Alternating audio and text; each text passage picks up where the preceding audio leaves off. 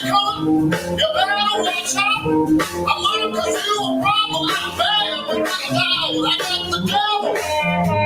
I got the devil in me. Yeah. Oh, people, can you see? I got the devil in me. Now you can talk smack. I'll take you to the street. Electric feel the power. Electric feel the heat. I got the devil. Oh, I got the devil in me. Oh, baby. I said, people, can you see? I got the devil in me.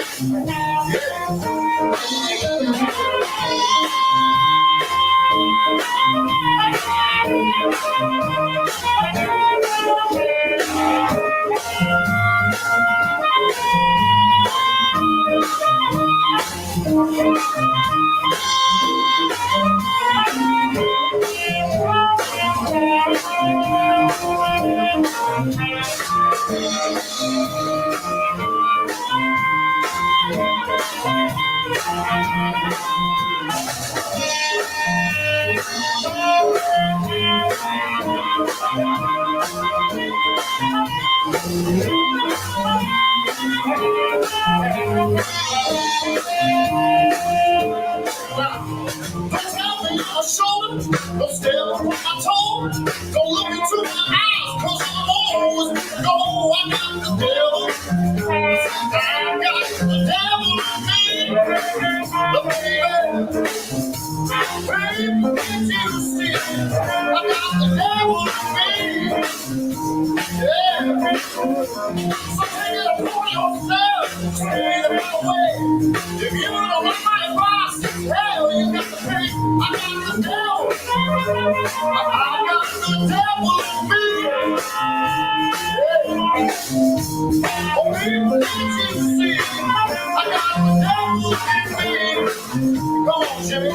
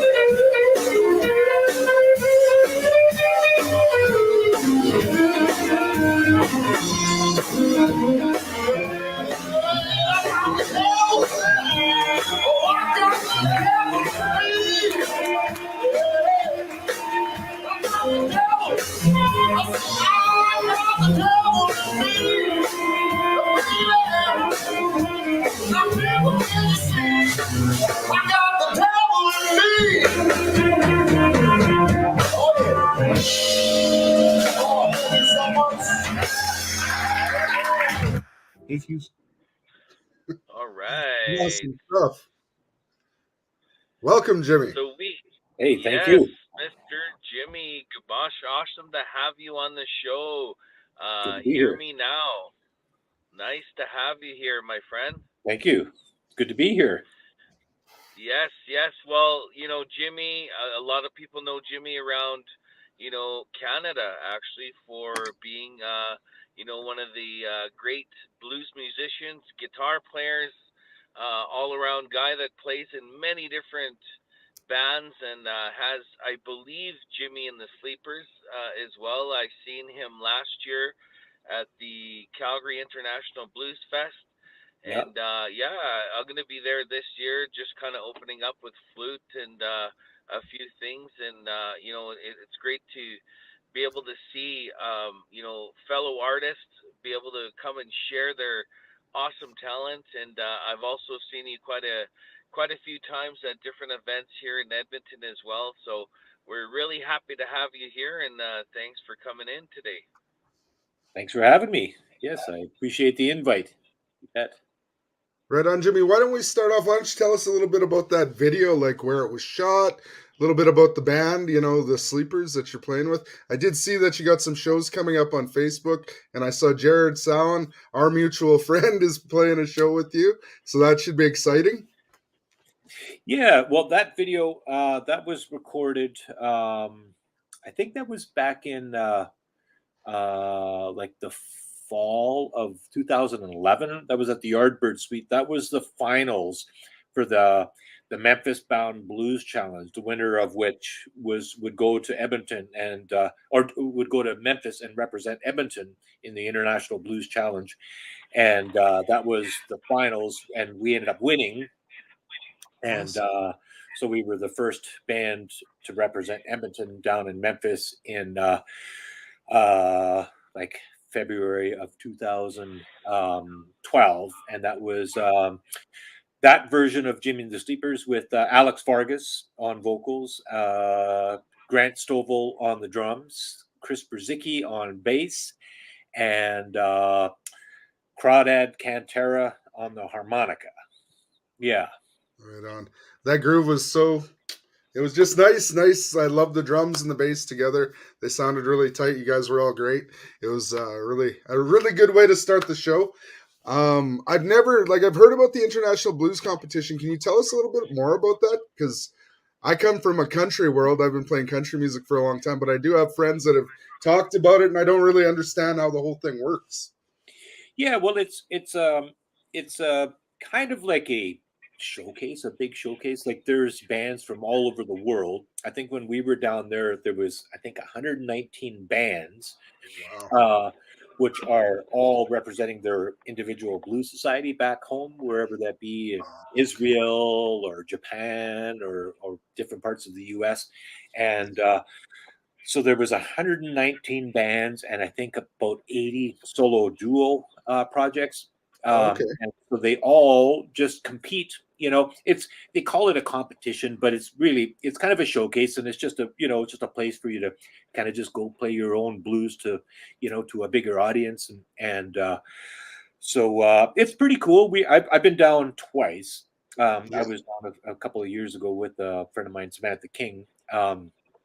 And it's just you're hanging out on Beale Street, kind of when it's like 40 below back in Edmonton, and there it's maybe about 10 degrees. Yeah, you're just hanging out with a bunch of other bands on Beale Street in Memphis, Tennessee, eating Gus's fried chicken and some of the best ribs that you'll find anywhere. And Yeah. it's a good time. Sounds like a good reason to go to Memphis to me. I don't know. It is. Oh yeah, Yeah. it makes you want to bring some of that special rub that they put on the ribs home. Yes. Yes. The reason I say that is because I was lucky enough to go down there and perform, and so I got to, check out the restaurants and the ribs, and some of those places are like, history, a part of the history of the town. So it was amazing to go, and it's just a different way. I noticed like the people in the restaurants and stuff, the hospitality is just, unlike any other place, when you go to Memphis for sure. It's an amazing place for sure. Yes, the Southern hospitality, it's beautiful. The accents, they got such thick Southern accents, and yeah, it's a real cool experience to kind of be around that, the thick accents, the people, and yeah, it's a different world, and I loved it. It was really cool. I'd love to go back at some point and check it out and eat more of those ribs and chicken. Oh yeah. So what got you first into the blues? Like, what was your influence? How old were you, and where did you grow up? Well, I grew up in northern Manitoba. My hometown is called Snow Lake. And I lived there, and the Paw, kind of back and forth a little bit when my parents split up. Um, and which there wasn't a whole lot of blues up there at that time, and I got into the blues when I moved from northern Manitoba. I moved to Saskatoon, and lived in Saskatoon for till I was 21, and it was kind of there. I used to hang around Bud's on Broadway, which was the local blues bar, and that's kind of where I got familiar with it. I got excited, by the music and stuff. Would hang around there, and then from there, I moved to Edmonton when I was 21 in 1990, and I started hanging around the blues on White here. I also went to different.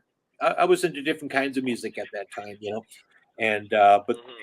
it was while I was here that the blues kind of really started to grow on me. And there was a really, actually, a healthy blues scene here at that time. There was a lot of really good bands, and and I'm not really sure what it was that really sucked me in. I just the music is real honest. It's just really um, there's just a certain soul about it. I think that just appealed to me, and so I was kind of learning a little bit of the rock at the time, and also learning the blues. And at some point, I just got totally sucked in, and it just was, the blues kind of. I was. I basically, yeah, I just kind of committed myself to. That's all I wanted to do, and that's all I've really, really been working on since that time. Yeah. So a couple of years, Nice. anyways. You're like 28 or 29. I'll be 30 um, soon, something Awesome. like that.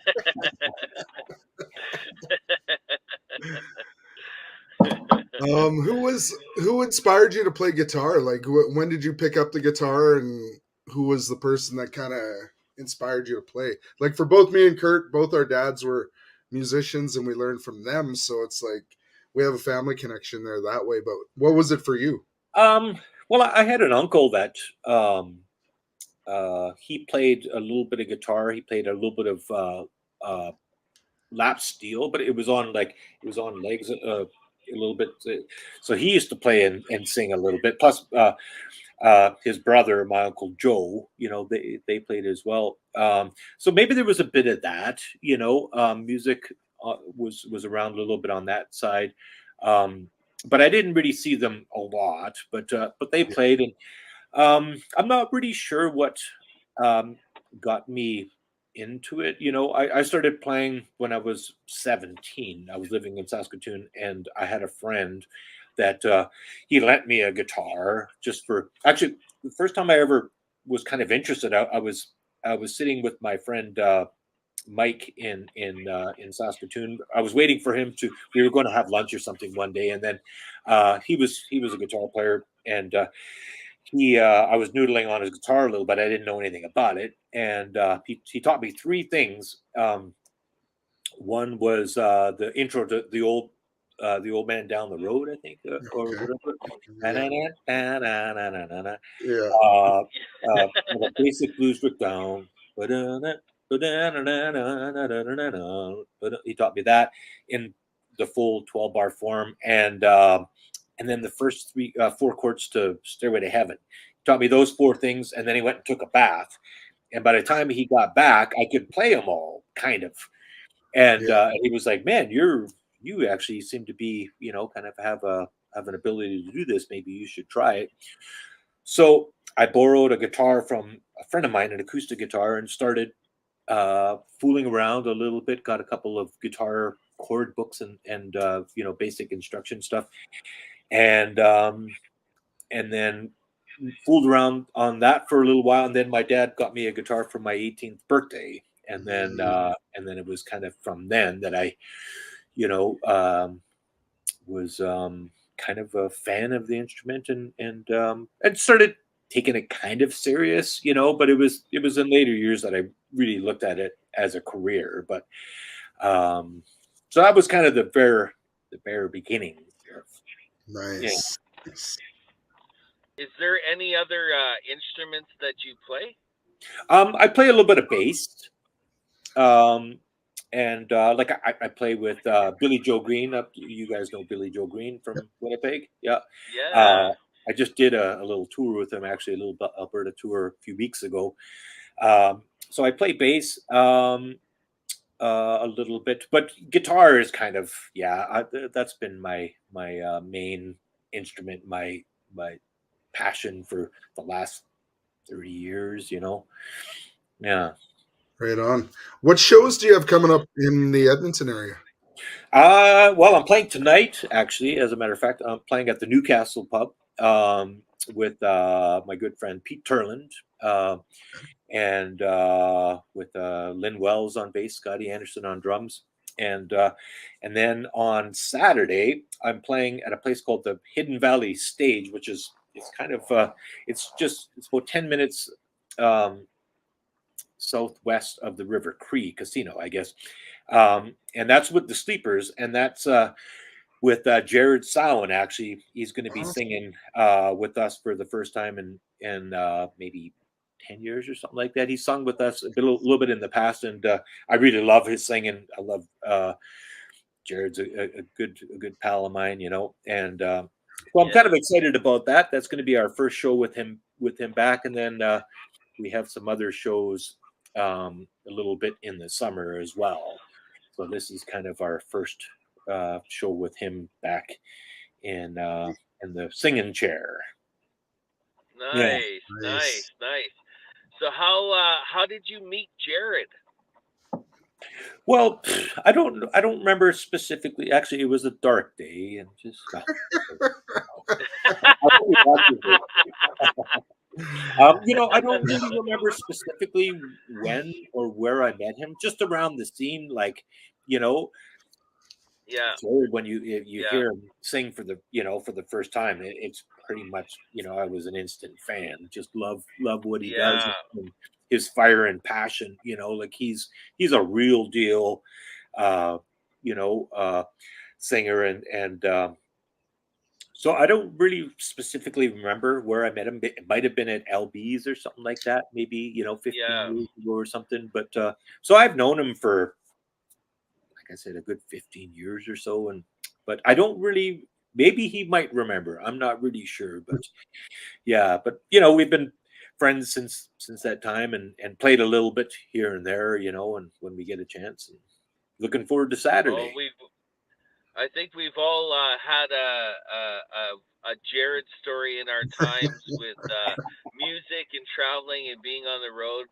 I played with him a few times and traveled with him, so he is quite the jokester to travel with as well and be on the road with. He always Yes. keeps everyone laughing and light. So he's got a million jokes and Unless he's you hungry. know. Yeah, yeah. If he's hungry, you better feed him, man. But Yeah. yeah, such a talented guy for sure, and it's good to see you. So tell us about do you play usually with Samantha King, or is that just sometimes? Well, that was kind of just a period thing where um, that was like we started playing together. She was about, I think it was maybe about 6 7 years ago, whatever. She uh she's well known for singing country. She's been doing that. I think she won a Rising Star award or something when she was a teenager, and so she was kind of consumed by the country music world, for a long time. But she had this secret passion to sing the blues, and then she put something on Facebook, I don't know, a number of years ago, maybe 7 years ago, saying, I want to play the blues. Who do I hire on guitar? And there was various names that were mentioned, but one of them that was mentioned a number of times was mine. And so she got in touch with me and said, hey, do you want to play some music together? And she had a gig at LB's, and so we did our first gig together, and it was a blast. Like, I'd seen her sing at Oilers games, and singing her a little bit around town, and I was a big fan, and I always hoped that if she was to ever sing the blues, that I could play with her. And so we got to do that a number of times. And then the bass player, Marc Baudin, he asked if we were interested in doing the Blues Challenge and maybe possibly going to Memphis. Okay. And I said yeah, and so it was myself, Mark, Sandro Dominelli, and Sam, and we entered the competition here, and we won Edmonton, and then got to go down and play in In Memphis. Memphis, part of the Blues Challenge. I guess I would have been in 2019, and Okay. and then so we did a few shows. Sorry, I said pre-pandemic. Sorry. it was yes, it was just before. It was the last one before the pandemic hit. Yeah, and so and then I haven't really played with her that much in the last couple of years and stuff. You know, there's lots going on with you know, the pandemic and all that stuff, but we still keep in touch. And yeah, I love Sam. She's a great talent, and she's a good friend. She's a really good friend too. So yeah, that's awesome. Kurt must have lost his internet connection. Oh, okay. We'll keep going. That's fine. Okay. Why don't we play the other video? We can check that out. Kurt sent me 2 videos to play for you. So okay. The other video says, "My baby's got a baby." That's what Sam. So, yeah. So let me just get this set up here, and then we'll watch it, and you can tell us a little bit about it. Okay. I'm just gonna share that.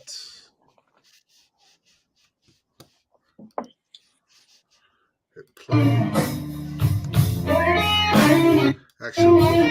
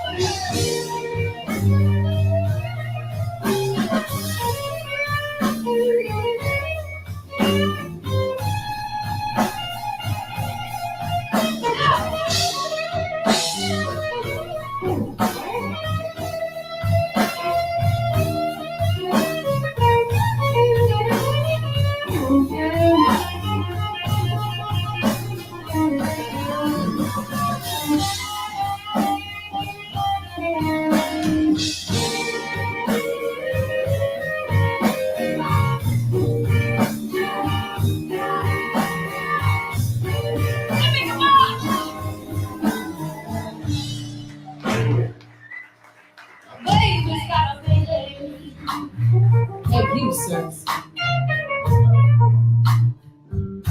What in the world? What in the world? Am I gonna do?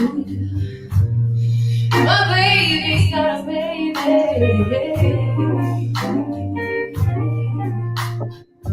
What in the world am I gonna do? Can you take the reverb off, please? 'Cause I can't have no other baby.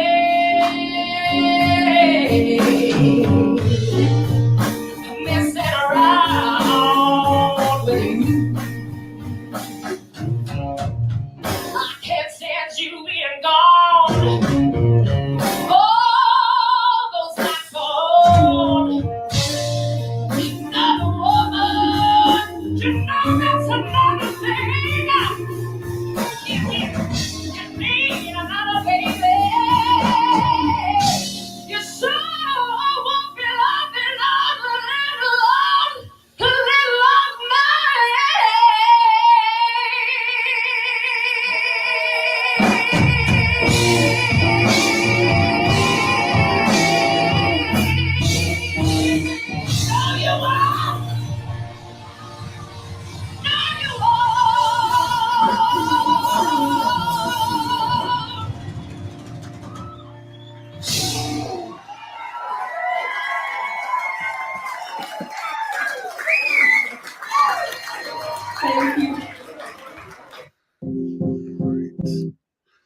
awesome. Good stuff. She is a powerful singer. Holy. Sam is amazing. And that was actually the other Memphis Bound Blues Challenge finals that I won, and it was that was at the Old Timers Cabin. That was the finals from 2018, I guess, and we ended up winning. And yeah, she was. I can just watching that video because Kurt asked me to send him something that he could use here, so I was watching stuff and I came across that one. I'd kind of forgotten about it, Yeah. and you could just really feel she's totally dialed in. She's feeling it, and she just has all this really beautiful energy, and it's really evident there. It was I still kind of get chills a little bit actually just watching that because it felt so good playing the blues with her. It was really a great time, and to be down there, it really meant a lot for her. Like I was down there one time before, and so for your first time, it's really special, and she was really dialed in, and I think we finished like 10th overall, something like Oh, that. We wow. did fairly well. We didn't make it to the finals, but it was very close, and but yeah, she was really in her element, and she was tearing it up down there, and yeah, I love Sam. She's really great musician and really good friend too, and she makes a good cup of coffee. She's a barista. So Well, that's important, when you're touring around and going to other places. It's always important to be with people that you can hang out with, and that it's going to be, like a good experience. That's half the battle I've found, anyways, because you don't want to be somewhere with somebody that your heads are butting, and like it doesn't yeah, make it worthwhile, and the music suffers for it, right? Like, yes. yeah. Well, Jimmy, you've been playing music for a long time. So, what is like the biggest thing that you've noticed, say, over the last 20 years that's changed? Like, I've noticed lots of clubs have disappeared, and, the amount of time people are playing has changed. What has been your experience in that? Oh boy, a lot actually. Like the whole business model has changed for like how we can make a living and stuff. Like, Yeah. as far as like I put my first album out in 2005. I put my last one out in 2019, and the whole recording industry and music sales has changed. Where it used to be CDs. Like when I first Yeah. put out my first album, I think at that time maybe Napster was starting to happen a little bit. But Yeah. if you had an independent album, you could sell them off the stage, or people would order it, buy it off CD Baby or something like that. And so hard copy albums were still a thing, and you could make decent money if you spent $10 or $15,000 to make a record. You could get that back in whatever a year or two, Yeah. and earn a profit from then on.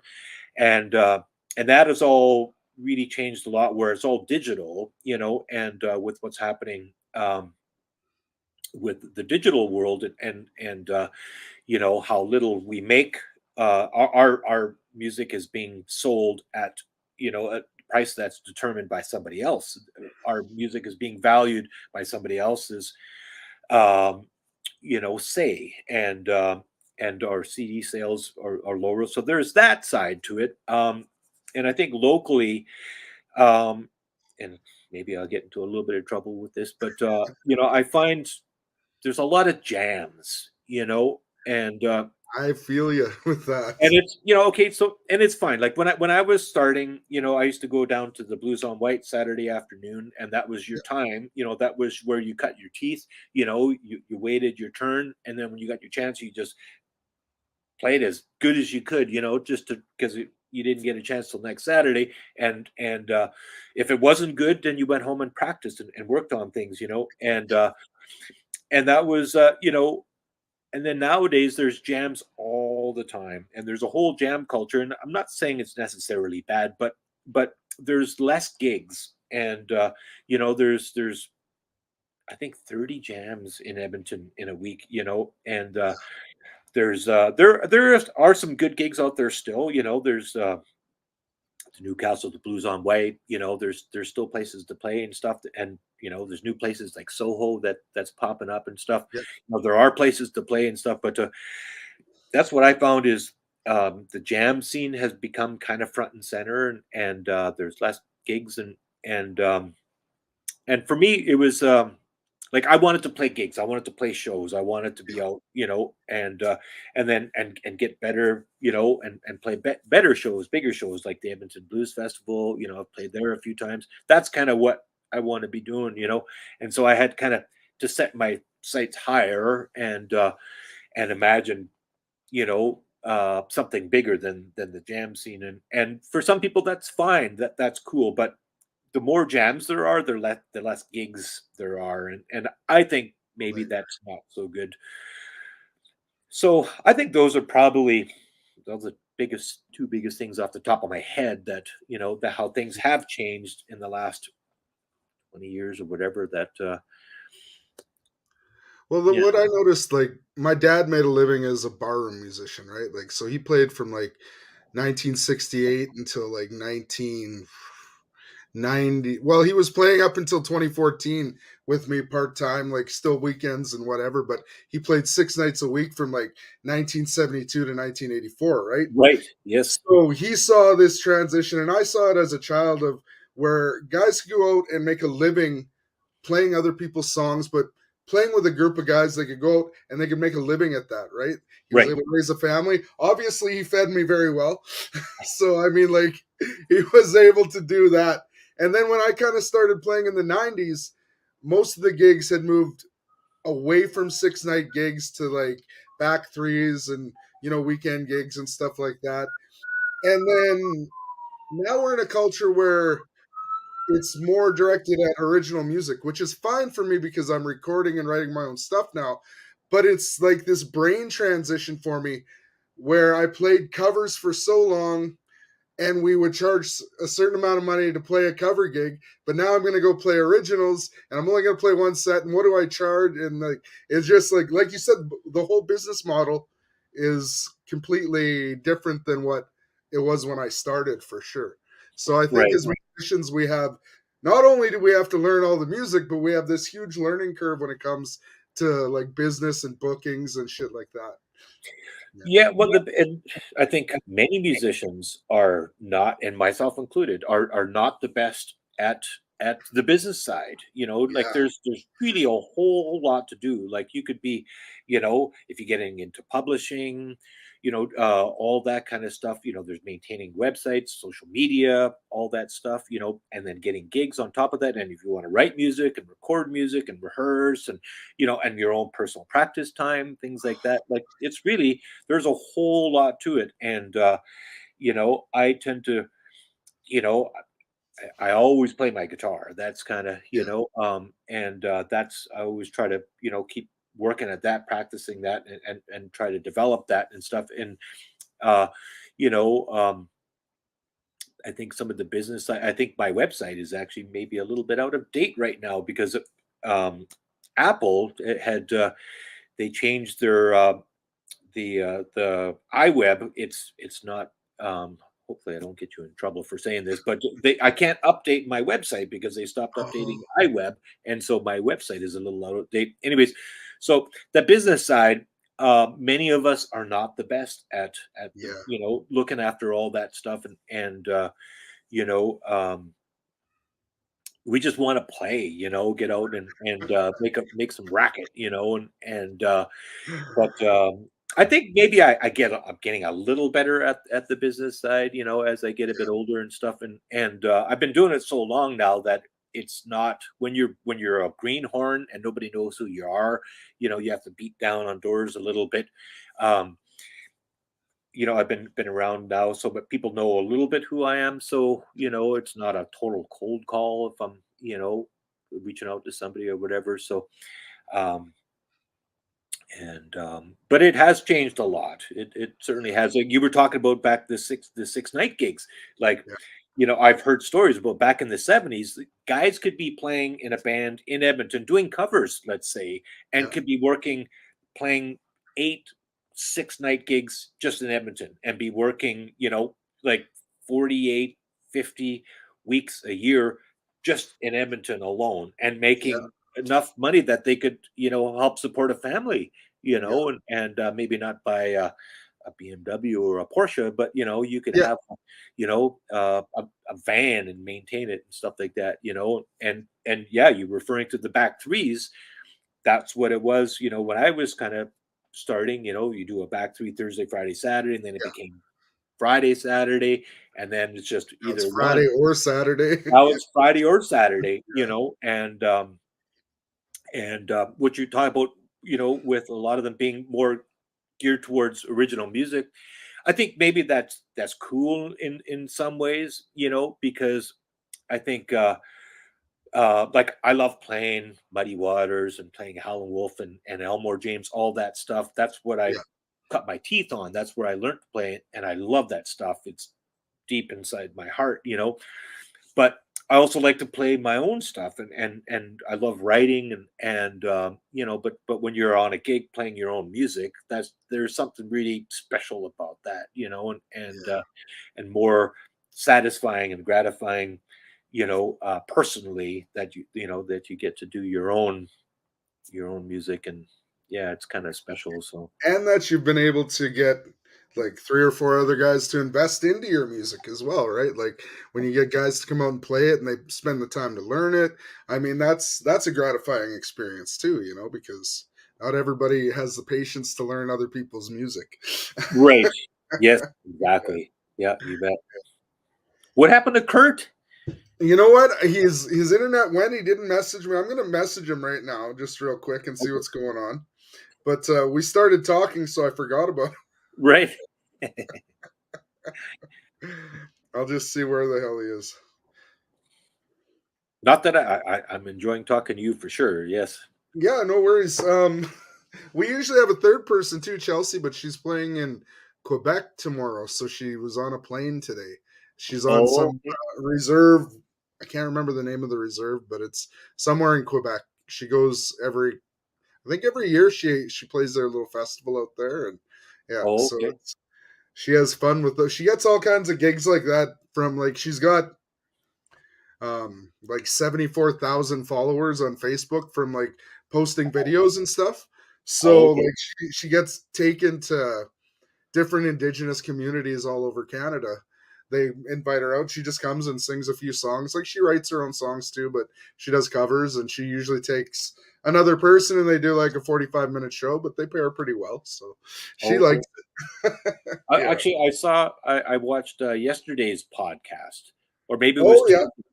But yeah, Kurt had posted the more recent podcast there was a gentleman from Quebec, I think. Yeah. David Hart. He was Yes. Yeah. Yeah. I caught a little bit of that, that and was actually a really good interview as well. it was. He was really infectious, like just the way he talked, and Yes. he was really interesting, and that's what I like when you can talk to somebody and they have interesting things to teach you. You know what I mean? Like Oh yeah. just like talking to you too. Like we can learn so much from each other just like Sure. by listening, right? Like just that's Absolutely. what lots of people don't do anymore is they don't listen to other people. But that's how I learned how to play too. Like my dad would take me and make me sit there and watch people play when I was like 18 or whatever, or when we'd play a 3 night gig at the Jam, he'd stick me there no matter what, no matter how fucking nervous I was at 18 years old that I wouldn't know their songs. He'd be like, learn them. Here you go. It's in the key Right. of A, so I was scared at that point, but if I wouldn't have did that, I probably wouldn't have kept playing. Right. So Right. it's important to have mentors, and I like the fact that you were able to work with Samantha as she was just beginning like her blues journey, right? Like Right. you were able to kind of be there as her guide into the blues, like even to the international blues competition. That makes it makes it so much easier for somebody to go to a new place that with somebody that's already been there, right? It just Right. takes a lot of the stress off, and I think that probably made that experience all the much better for her. It could have, yeah. I I don't know if I shouldn't speak for her, but right. Oh no, but we have no. I think we helped each other. Like that's the thing. Like in that project, like that was kind of thrown together in a way, like yeah, and like with it was Sandro and Mark, and we'd never really played together before that, and so it was just kind of a put together kind of project, and so we were kind of learning as we went along. You know what I mean? Like we yeah, weren't a rehearsed band, but when I've done it with the Sleepers, it was that band had been together for a while, yeah, but so we were kind of. I think we leaned on each other a lot, and we just kind of really tried to just to feel the music and just you know uh um just help each other out. And it was really a lot of fun. That was a really great experience, and to play with somebody, you know um like her, and I've played with a lot of people over the years, but somebody that commands that, their job like she does, like she's a yeah, master. She's, and it just, because then I can just play guitar and just, just try to play around what she's doing, you know what I mean? And it's a real joy to play with, somebody at that level. Jared's the same way. He's got that same kind of vibe. yeah, He's I'm really looking forward to doing some stuff with him, and when he gets kind of comfortable in the music, in our music again, and then I could just let him do his thing and just play around what he's doing and stuff, and yeah. been very lucky, and with the people that I've gotten to play with over the years, those are just a couple of them, and I've been quite blessed, I must say. I think music brings so many blessings to everybody that's involved with it, right? Like we meet so many people that change the way we look at the world, like you can meet somebody and just like be so interested in the way they're expressing themselves musically that you get to know them, and then you get to know somebody from a total different culture or whatever. You know what I mean? Like it's just a Right. way to open up your whole world to new things and new experiences. Yes. Yeah. And Jared, he's hilarious on stage. We did a trio together, like a country trio. I played bass, he played piano, and we had Jason Berg on drums. And we were playing the Transit one weekend a month for Transit. about Okay. the whole year before it closed. So Okay. when we're doing our last gig there, it's supposed to be right before they closed. Of course, they reopened now, but this was the last gig. Me and Jared sat there, and he started naming off bars that he had played at where he had played the very last gig before it Oh, closed. Right? He was like, I was like, this is kind of a depressing conversation, but interesting just the same, Like, well, it showed a little bit of like his experience and how long he's been doing this. Like, Jared, like I think he's in his mid 40s now or whatever. And, he's had some a little bit of health issues the last couple of years, but he's been doing this a long, long time. Like he's been, like playing up at the oil can and in Fort McMurray since forever, and, yeah, but it's interesting you bring that up. Like, yeah, he's talked about all these places that he's, closed and stuff. Because yeah. yeah, he's a wily old veteran. Yeah. Yeah, yeah, But Jared's we old. learn we learn so much from those guys. Absolutely, you bet. Well, Yeah. we can learn a lot from anybody. You know what I mean? There's Yeah. always something to learn from somebody, and yeah, you bet. So if you had to, we'll just like wrap things up here pretty quick because I don't know if Kurt's coming back. But I just want you, what would you tell a young guitar player starting out? Like, what is the most important thing that got you to start moving levels in your playing? Like, was it a certain practice technique? Did you spend a certain amount of time? Or was it just like you just did it? you know? Well, looking at my whole, and I reflect a lot on, what could I have done better, all along, the way, and I think number one is practice and love it. Like, we get into music because we love it. Like,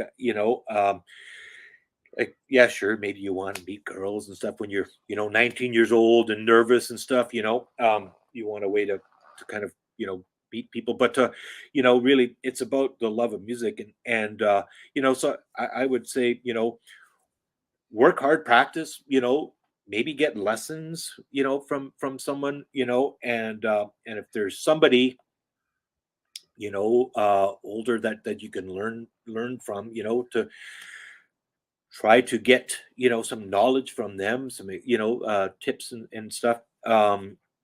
But just, work at it, so I think the more you practice, with learning styles, learning music, some music theory, learn as much as you can, because knowledge is power, and the more knowledge and power you have, the more it empowers you, Yeah. to believe in yourself. I think, because I think that's a part of it, is to trust, yourself, and to believe in what you're doing, is as not that it's, that um that you're going to rule the world or anything like that, but that you're going to contribute, that you have something to offer. I think um, that's what I would say. I've been working at, this for a long time, and trying to find out better ways to practice. And the thing that I've been kind of working on since COVID, where I had time to reflect, and basically there's no gigs, so it's like, and that's, um, and I saw this from a Herb Ellis instructional video, and he talks about the biggest thing that he could pass along to somebody is, he's a jazz guitar player, is, he said, is learn to sing what you play and play what you sing. And that's, and when you're practicing, if you're playing some lick, to sing it as you're playing it, and what Yeah. that does is it can open the channel between what's in your mind or your heart and your fingers, because sometimes it's hard to really, play what's in your head, and this can kind of open that channel. I've been working on that for, the last couple of years. I work on it a little bit every day, and it's such a, it's it's it's uh it's like, uh teaching an old dog new tricks. It's really, Yeah. it's a, um it's a pretty daunting task and stuff, but so that's kind of, what I've been kind of more focused on, so that maybe as I enter, more of the twilight years, I can play more what's really in my heart in real time. You know what I Yeah. mean? That's kind of the goal for me, is to be able to just really be spontaneous and creative on stage while I'm doing it, rather than just playing. Like, I love all those old T-Bone licks and Muddy Waters and Earl Hooker and all that stuff. I love playing that stuff, Yeah. um, as much as ever. But I really, I want to try to see what I learned from all that, and how it influenced me to be my own original, to what my voice is saying, Yeah. and all my experiences being indigenous, all the things that I've learned, to be who I am, uh, in real time on stage. That's kind of where I'm at, and that's kind of the one thing that I'm working on, is play what you sing, sing what you play, and so that it helps open that channel to, what's in my heart and mind musically, so that I can perform it. Yeah. Yeah. That's great advice, because I think that's what we all kind of spend the majority of our musical journey doing, is trying to find our own voices, right? Like, Yes. trying to find our own authentic way to communicate what's inside of and what Yes. we're trying to say, right? So Absolutely.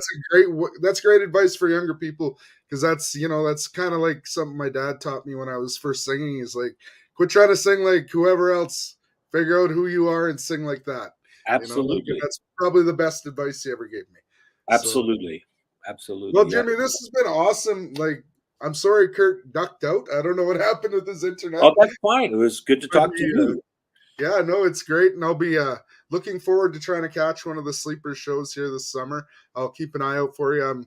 I'll be busy playing a few places too. So hopefully our schedules can line up and I can come check it out. So Yes. it was a pleasure having a conversation with you today for sure. Yes, and it was the pleasure was mine, and sorry to Kurt that he kind of got cut off, but yeah, no, I really enjoyed. I appreciate you guys inviting me to do this. It's a real honor, and thanks for thinking of me.